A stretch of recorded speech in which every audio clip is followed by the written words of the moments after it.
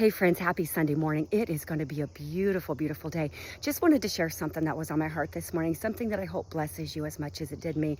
In my Bible study this morning, I was in Colossians 1. Highly encourage you to read it. It's an absolute gem. It's written by Paul, but this is a great chapter. Now, once again, I'm going to paraphrase, but Paul starts off the chapter and he's talking about how they had gotten word. Paul had never visited Colossae, but they had gotten word that this church was thriving. They were doing all kinds of good works. They were growing in their knowledge of the Lord.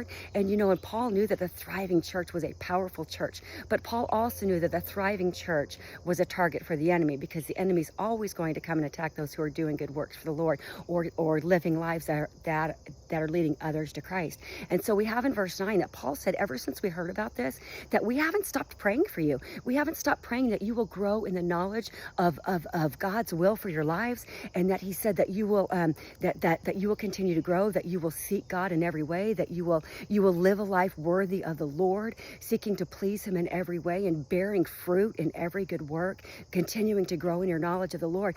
Paul was very, very clear. He said, we're going to pray for you guys, because the more that you know God's will, the more that you'll live a life worthy of the Lord. And we live a life worthy of the Lord when we seek to please him in every way, and when we bear fruit in every good work.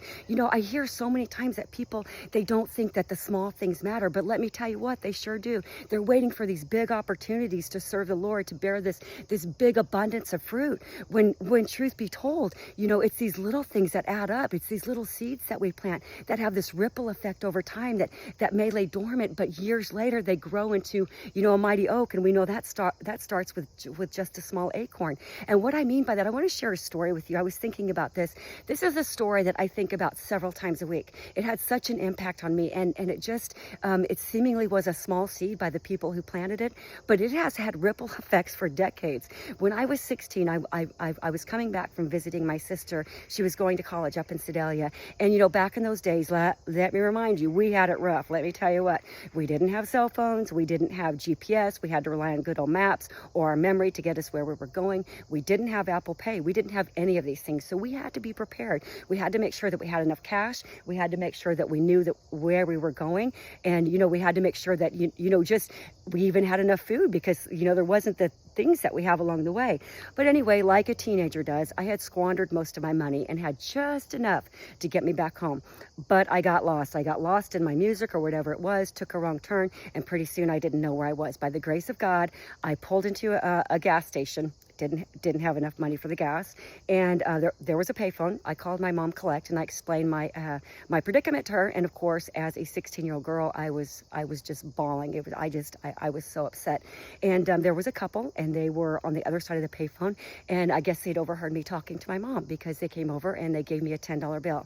Now, if you're saying, Melissa, that $10 bill, well, in those days it would probably be equivalent to a $40 or $50 bill, or $40 or $50. Now, whatever it was, it gave me enough money to fill up my tank, and it also gave me enough money to fill up my belly. I have never seen those people again, but I tell you what, this small